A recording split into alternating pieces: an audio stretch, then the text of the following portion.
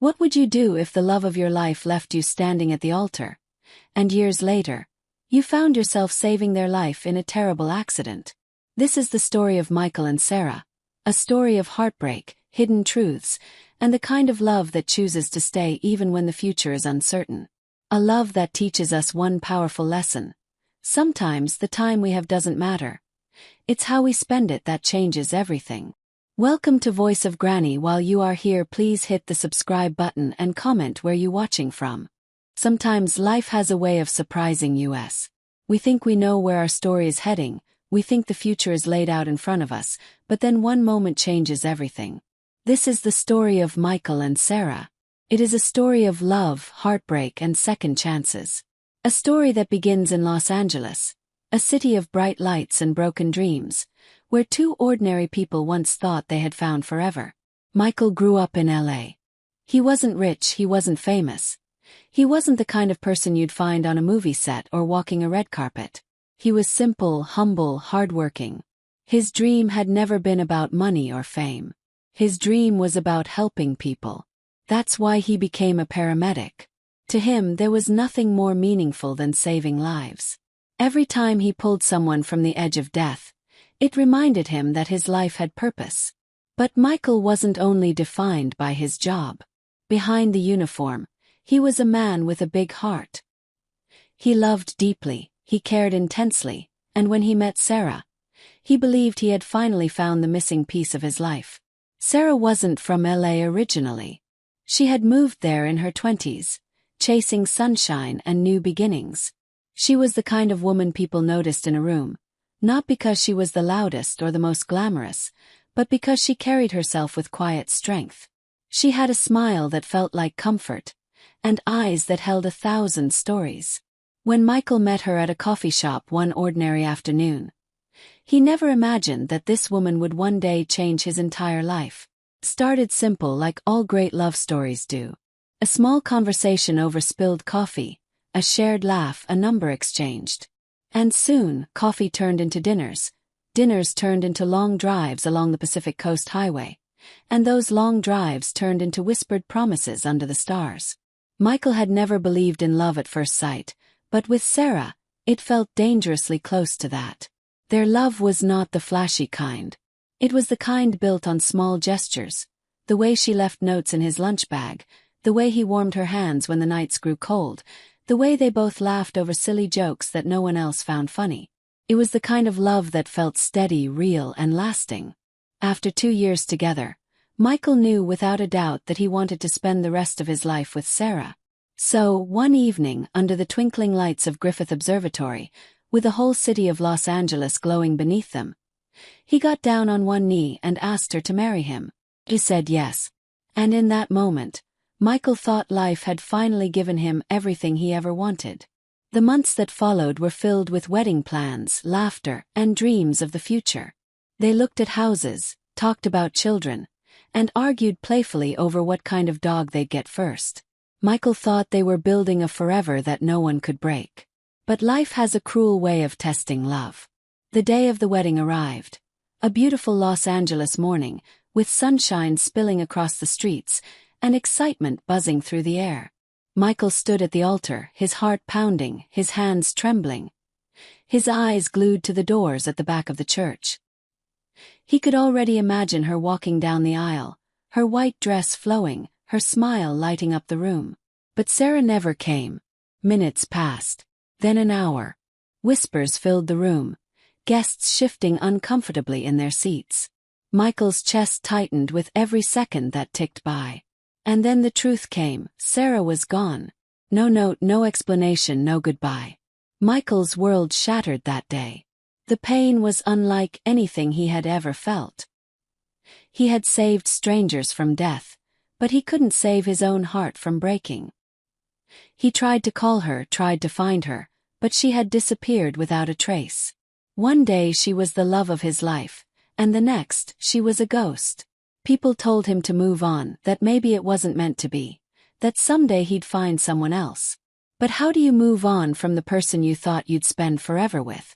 How do you erase the memories of the one who made your heart feel alive?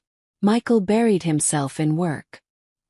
He worked extra shifts, he spent nights in the ambulance, rushing from one emergency to the next. Saving lives became the only thing that kept him from falling apart completely. On the outside he looked like the same man, strong, dependable, calm under pressure. But on the inside, he carried a wound that refused to heal. Years passed. Friends got married, had children, built families. Michael watched from the sidelines, clapping, smiling, pretending he was fine. But deep down he still carried Sarah with him, even if he hated himself for it.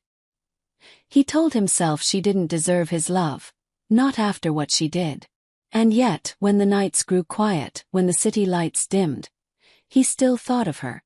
And then, one night, everything changed again. It was late, just past midnight, when the call came in. Car accident on the freeway. A sedan had flipped after colliding with another vehicle. There were injuries, maybe worse. Michael and his partner rushed to the scene, sirens wailing, lights flashing through the dark LA night. When they arrived, the scene was chaos. Twisted metal, shattered glass, the sharp smell of gasoline in the air. Michael moved quickly, his training taking over. His hand steady even as his heart raced. He pulled open a door, checked a pulse, reassured a crying bystander. And then, in the back seat of the damaged car, he saw her. Sarah. Her face was pale, blood on her forehead, her eyes half open. For a moment, Michael thought his mind was playing tricks on him. He froze, his breath caught in his throat. It couldn't be her. Not after all these years. But it was. It was Sarah, the woman who had broken him, the woman he had tried to forget, lying broken in front of him.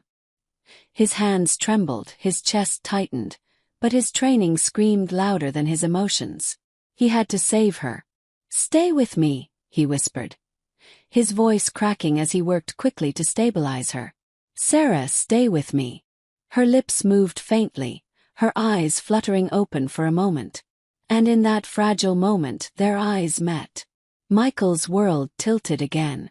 The woman who had once promised him forever, the woman who had left him standing alone on the happiest day of his life, was now fighting for her own life in his arms. And that's where their story begins again. Michael had pulled countless strangers from wreckage before. He had pressed his hands against bleeding wounds, shouted at fading voices to hold on, carried bodies that were barely alive. But nothing prepared him for the moment he found Sarah. His hands were steady on the outside, but inside he was trembling. Every second dragged like eternity as he worked to free her from the car. Glass crunched under his knees as he slid closer. His voice gentle but urgent. "Sarah, it's Michael. Can you hear me?" Her head moved slightly, her lips parting as if to speak, but the sound was faint. A soft, broken whisper that got lost in the chaos around them. Her eyes flickered open for just a moment, enough to recognize him, or maybe enough to haunt him forever. "Stay with me," he said again, his voice low, firm. "Don't give up now." With help from the firefighters, they lifted her carefully onto the stretcher. Michael pressed an oxygen mask to her face, monitoring every rise and fall of her chest. The sirens blared again as they loaded her into the ambulance. And in that strange twist of fate, Michael found himself not only saving a life, but saving her life. The same woman who once shattered his own. The ride to the hospital was silent except for the beeping of machines and the rush of oxygen. Michael's partner handled the radio calls, while Michael kept his eyes locked on Sarah. He adjusted her checked her vitals, whispered words of encouragement that he wasn't even sure she could hear. In the corners of his mind, memories flashed. The sound of her laugh, the way she had once squeezed his hand when she was nervous, the way she used to look at him like he was the safest place in the world. And then, just as quickly, came the other memory. The image of him standing at the altar, waiting, heart pounding, hope turning to horror when she never walked through those doors. By the time they reached the hospital, Michael's chest felt heavy. His heart pulled in two directions. He was angry. He was broken. And yet, as he carried her gurney through those hospital doors, all that mattered was keeping her alive. Doctors and nurses took over, rushing Sarah into emergency care. Michael stood back, his gloves stained. His uniform marked with someone else's blood, her blood. He felt frozen in place as the doors shut between them. For a long while he just stood in the hallway, staring. His partner gave him a look but didn't say anything. Everyone in the department knew Michael's past. They had seen him carry his heartbreak quietly for years, though no one spoke of it out loud. "Take a breather," his partner finally said, clapping a hand on his shoulder. "I got this one." Michael nodded, but his legs didn't move. He stood rooted, as if leaving would mean letting go of something he didn't even understand yet. Hours slipped by slowly. Nurses came and went, clipboards in hand, shoes squeaking against the polished hospital floor. The waiting area buzzed with the low murmur of worried families, the occasional cry of a child, the ding of an elevator. Michael sat in a chair, his elbows on his knees, his head bowed. Every time a door opened, his eyes darted up, searching for news. He told himself he didn't care. He told himself that after what she did, he shouldn't care. But his heart betrayed him. Deep down he knew the truth. He had never stopped caring. Finally a doctor walked over. "Are you with Sarah Thompson?" the doctor asked, glancing at his clipboard. Michael swallowed hard. "Yes." His voice cracked, though he tried to steady it. "She's stable for now," the doctor said. "She has a concussion, some broken ribs, and a fractured arm. But no internal bleeding. She's lucky she was brought in quickly. It saved her life."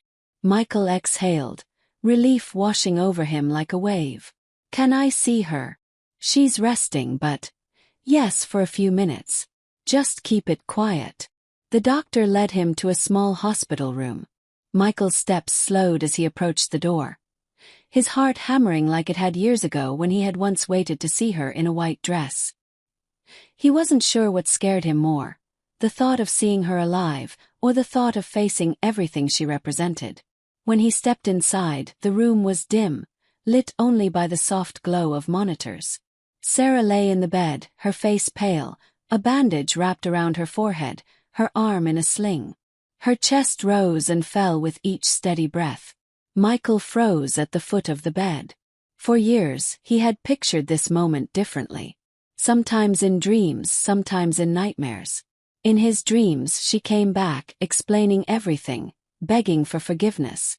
In his nightmares, she stayed silent, her absence cutting deeper than words ever could. Now here she was, real, fragile, human.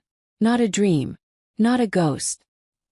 He stepped closer, his eyes scanning her face, searching for the woman he had once known. And then, as if sensing him, her eyes fluttered open. For a moment they just stared at each other.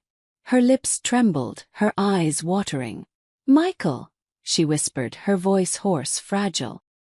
Hearing his name in her voice after so many years, it broke something inside him. He should have walked away. He should have turned his back. After all, she had left him at the altar, abandoned him without a word, ruined the life they had planned together. But standing there he couldn't. "I'm here," he said softly. Her tears slipped down her cheeks. I didn't think I'd ever see you again." Michael's jaw tightened. "I didn't think I'd ever want to see you again." The words came out harsher than he intended, but they were true. And yet, even as he said them, his hand reached for the side of the bed, gripping the rail as if it tethered him. Sarah closed her eyes, as if bracing herself against his anger. "I'm sorry," she whispered. The apology hung heavy in the room. Two small words, but too late, too fragile. Michael's chest ached with questions he had buried for years. Why had she left? Why hadn't she called? Why had she let him stand there, humiliated, broken, abandoned? And now, after all that silence, all she could say was sorry.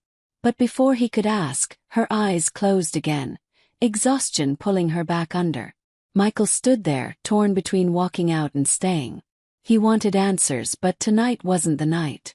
Tonight, she was broken and fragile, and despite everything, he couldn't bring himself to add to her pain. He pulled a chair close to the bed and sat down, his hand rubbing against his face. He watched her chest rise and fall, the steady rhythm of life reminding him why he had done this work all these years. And though anger still burned inside him, another truth whispered louder. Deep down, he still loved her. It was a truth he didn't want to face. A truth that terrified him more than anything else. Because love, when broken, doesn't simply vanish. It lingers like an echo, no matter how much time passes. And as he sat by her side, the echo grew louder. The days that followed were some of the longest of Michael's life. Every morning, after finishing his shifts, he found himself driving back to the hospital. He told himself it was duty, that as the paramedic who had brought Sarah in, he needed to check on her recovery. That was the excuse he repeated to his colleagues, to his partner, and most of all to himself. But deep down, Michael knew the truth. He couldn't stay away. It was strange, sitting by her side after years of silence. Sometimes she was asleep when he came in, her face softened by dreams. Other times she was awake, her eyes finding his the second he walked through the door. Their conversations were cautious at first. Small talk about the nurses, about how she felt, about the weather outside. But beneath every word lay a mountain of things unsaid. Michael struggled the most. His heart was a battlefield. Half of him still burned with betrayal, the other half still clung to the love that never really died. On the fourth day, Sarah finally spoke what had been pressing between them since the moment he found her in the wreckage. "Michael," she began, her voice unsteady, her fingers nervously tugging at the hospital blanket. "I owe you the truth." Michael leaned back in his chair, crossing his arms. His jaw tightened. "Yes, you do." She closed her eyes for a moment, gathering courage. When she opened them again, there were tears. "I didn't leave because I stopped loving you. I left because I loved you too much." Michael's heart twisted. He wanted to scoff, to dismiss her words, but something in her tone stopped him. It wasn't an excuse. It was a confession. "Do you have any idea," he said slowly, his voice sharp with years of pain, "what it did to me? Waiting at that altar, believing you'd walk through those doors. And then, nothing. Not a word. Not a call. Nothing." "I know," she whispered, her voice breaking. "I've replayed that day in my head 1,000 times. The look you must have had, the hurt I caused. It's haunted me every single day since." "Then why?" Michael demanded, his voice trembling despite his anger. "Why didn't you just tell me? Why didn't you give me the chance to understand?" Sarah's eyes filled with tears, spilling over as her voice cracked. "Because I was scared. Because I didn't want to ruin your life." Michael frowned, confused. "Ruin my life? Sarah, you were my life. You leaving, that's what ruined me." Her hands trembled as she reached for the water cup on the nightstand, her broken arm making the movement clumsy. Michael instinctively helped her, holding the straw to her lips. She drank slowly, then leaned back against the pillows, her eyes never leaving his. Finally she said it, the truth she had carried like a secret weight. "Michael, I was diagnosed with Huntington's disease." The words fell heavy in the room. Michael blinked, his mind scrambling. He knew what it was. He'd seen patients before. Huntington's was a cruel, degenerative disease. It ate away at the brain, slowly stealing movement, memory, even personality. There was no cure, no way out. Just decline until life itself slipped away. His chest tightened, his breath caught. "When?" he asked, his voice a whisper. 2 weeks before the wedding," she said softly. "I went to the doctor because I'd been having little tremors in my hands. Thought it was stress. But then the tests came back and they told me. Huntington's. It was like the ground opened beneath me." Michael's hands clenched into fists. "And your solution was to leave me." Without a word. Her tears streamed freely now. "I couldn't bear to see you look at me with pity. I couldn't stand the thought of you spending your whole life watching me fade away. You deserved someone healthy.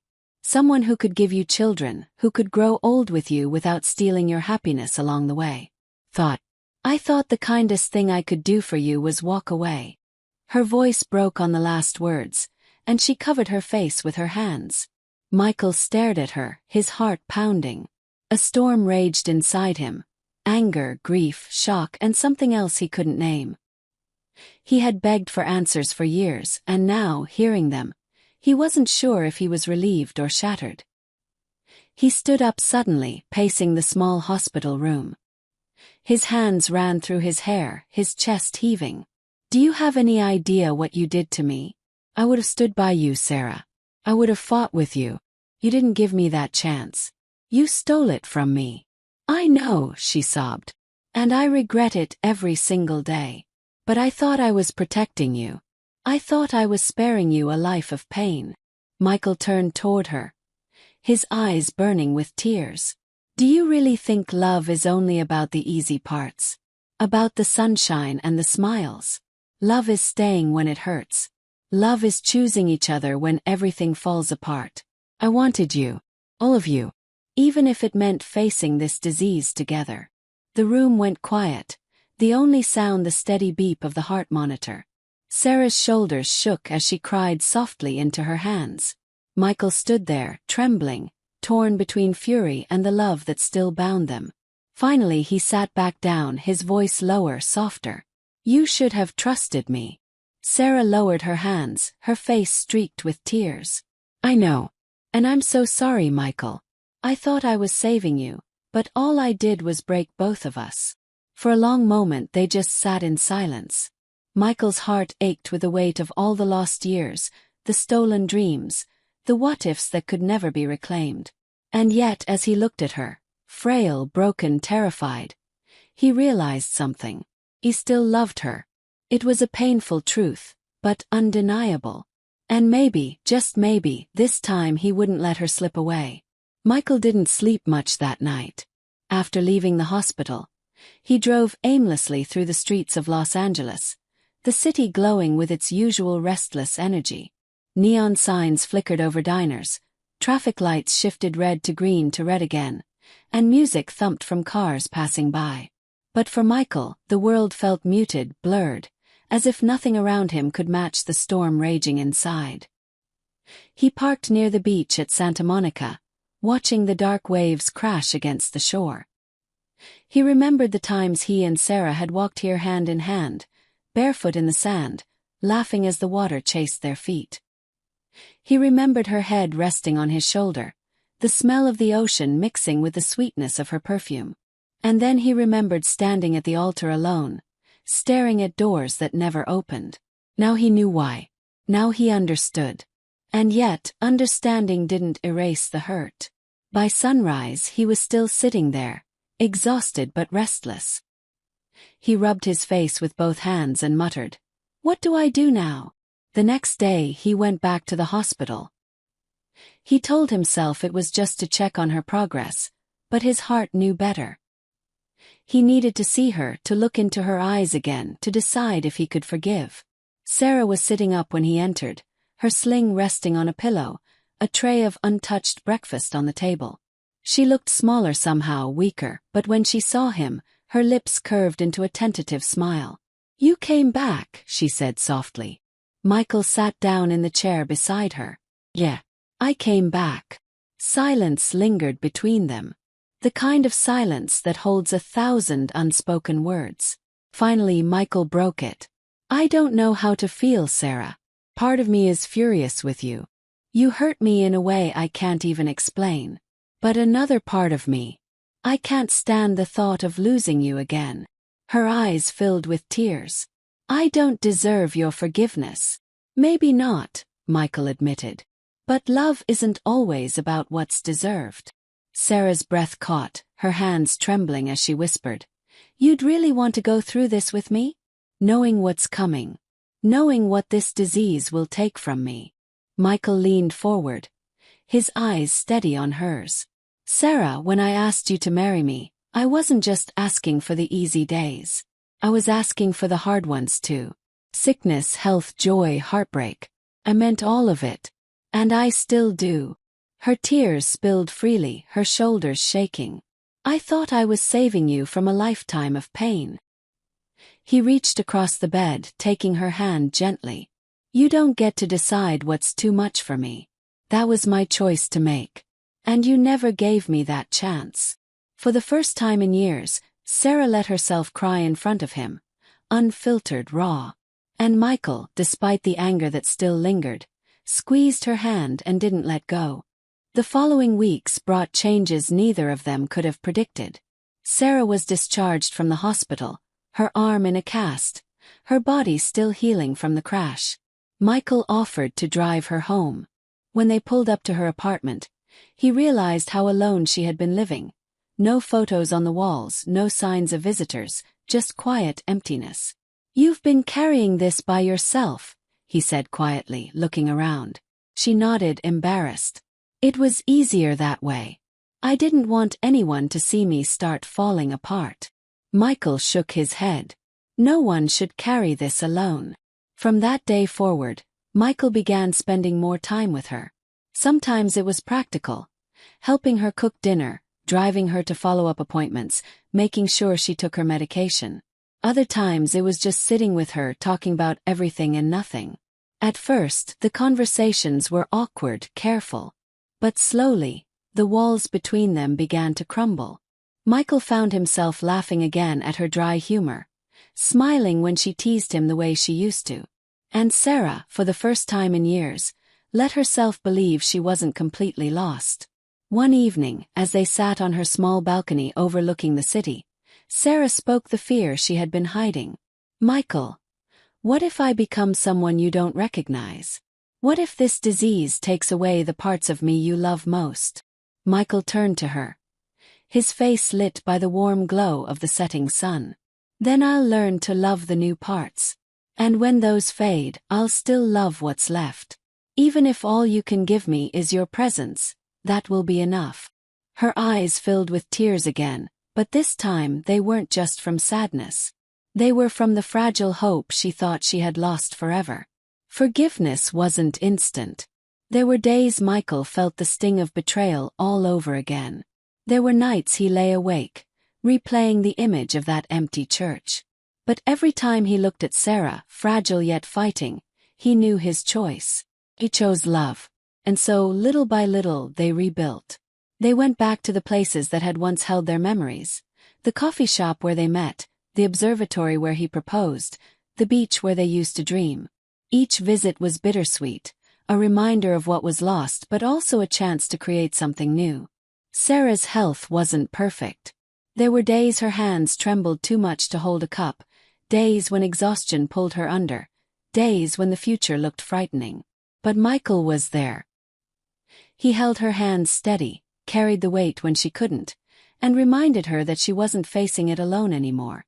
One night, as they sat together on her couch, Sarah leaned her head on his shoulder. Her voice was quiet, almost hesitant. "Do you ever wish you had walked away? That you'd chosen someone else? Someone easier?" Michael smiled faintly, pressing a kiss to her forehead. "Never. You're still the only person I've ever wanted." And for the first time in years, Sarah allowed herself to believe that maybe, just maybe, she hadn't ruined everything after all. But even in the midst of their healing, shadows lingered. Huntington's was a disease with no mercy, and they both knew what lay ahead. The question wasn't if it would progress, it was when. Yet, instead of letting fear dictate their story, Michael and Sarah made a decision. They would live. Fully, intentionally, fiercely. Every sunrise was a gift, every laugh a treasure, every small moment a piece of forever.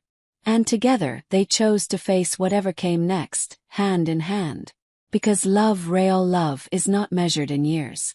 It's measured in the courage to stay. The first year after the accident became a chapter in Michael and Sarah's life that neither of them could have predicted. It wasn't easy. There were days when Sarah felt trapped in her own body, her hands trembling so badly that she couldn't hold a pen, or her words slipping just out of reach. On those days, frustration boiled over, tears spilled freely, and fear pressed down like a heavy weight. But there were also days of light, days filled with laughter, with walks down Venice Beach, with lazy mornings when the two of them cooked pancakes together, spilling batter everywhere because Sarah insisted on stirring the mix herself despite her shaky hands. Michael would tease her, and she would roll her eyes before flicking a bit of flour at him. And for a moment, they were just two people in love, untouched by illness. And that was the balance of their life now. Sorrow and joy, woven together in a tapestry only they could understand. One afternoon, Sarah brought out a shoebox filled with photographs. She spread them across the coffee table. Old snapshots from their college days, silly selfies at baseball games, the picture Michael had taken of her the night he proposed under the stars. "I want us to make a memory book," she said, her voice soft but steady. "Something to hold on to when I can't remember the details myself." Michael's chest ached, but he nodded. "We'll make the best memory book anyone's ever seen." Together, they spent weeks arranging the photos, writing captions, and adding little notes about the stories behind each one. Sarah insisted on using bright markers and stickers, even though her handwriting wavered and the stickers sometimes ended up crooked. Michael never corrected her. He knew the imperfections were part of the beauty. By the time the book was finished, it was a living testament to their love story. A love that had endured heartbreak, silence, and fear, yet still stood strong. The turning point came one evening when Sarah, sitting on the balcony wrapped in a blanket, turned to Michael with a trembling smile. "I've been thinking," she began. "When I left you years ago, I thought I was sparing you pain. But what I see now is that I only stole time from us. And that's the one thing we can never get back." Michael took her hand, his thumb brushing gently across her knuckles. "Then we don't waste any more of it. From now on we live wide open." She leaned against him, her eyes glistening. Wide open. That became their motto. They started making lists, not of things grand or impossible, but of the small, ordinary joys that made life feel full. Watching the sunrise from Griffith Observatory. Trying every taco truck they could find in Eastala. Learning to dance in their living room, tripping over each other's feet until they collapsed in laughter. Every checkmark on the list was a victory. Every moment was a reminder that they were still here, still alive, still together. Months later, Sarah surprised Michael. "I want to go back to the church," she said. Michael blinked. "The church? Our church? The one where I left you standing?" His breath caught in his throat. That place was a wound for him, a place he had avoided for years. But when he saw the resolve in her eyes, he nodded. "All right, let's go." Walking into that old building was harder than either of them expected. The faint smell of polished wood, the rows of pews, the stained glass windows, all of it brought the past rushing back. Michael remembered standing there in his suit, his hands sweaty with nerves, his heart pounding with anticipation. He remembered the whispers of the guests when Sarah never appeared. Sarah gripped his hand tightly. "I need to stand here with you again. This time without running." And so they walked to the front, to the very spot where everything had once fallen apart. Tears blurred Sarah's vision as she whispered, "I'm sorry. For every second you waited, for every day I stayed away. I thought I was protecting you, but I see now I was only protecting myself. And I don't want to waste another day hiding from you." Michael pulled her into his arms, holding her tightly against him. "You're here now. That's all that matters." In that empty church, with only the echoes of their past surrounding them, they made a silent vow, not bound by rings or papers, but by the raw truth of two hearts choosing each other, no matter what lay ahead. Life didn't suddenly become easy after that. Huntington's continued its slow, relentless march. Sarah's body betrayed her more often, and some days were unbearably hard. But in those moments, Michael reminded her of their promise, to live wide open, to find joy in the cracks where light still slipped through. On her worst days, when Sarah felt like she was fading piece by piece, Michael would open their memory book. He would read aloud the captions they had written, laugh at the crooked stickers, and remind her of the life they had built together. And on her best days they would add new pages, more photos, more stories, proof that love had not only survived but thrived. One evening years later, Michael sat by Sarah's side as the sun set over Los Angeles. Her health had declined, her movements slower, her words fewer. But her eyes, those same bright eyes he had fallen in love with all those years ago, still held the fire of her spirit. "Michael," she whispered, her voice weak but clear. "Do you regret staying?" He shook his head, his thumb brushing across her hand. "Not for a single second." Tears glistened in her eyes. "Then I did something right after all." Michael leaned down, pressing his forehead to hers. "You did everything right. You loved me. And that's all I ever needed." Sarah's journey wasn't endless. Time, as it always does, caught up. But even when her body grew weaker, her love never dimmed. And when the day finally came that Michael had to say goodbye, he didn't remember the years of absence or the pain of being left at the altar. He remembered the balcony talks, the flower fights in the kitchen, the lists of taco trucks, the laughter that shook them both to tears. He remembered a love that refused to give up. Standing once more by the ocean at Santa Monica, the same place he had sat in sorrow years before, Michael watched the waves crash against the shore. But this time he didn't feel lost. He felt grateful. Because love, he realized, was never about how much time they had. It was about how they spent it. And they had spent it wide open.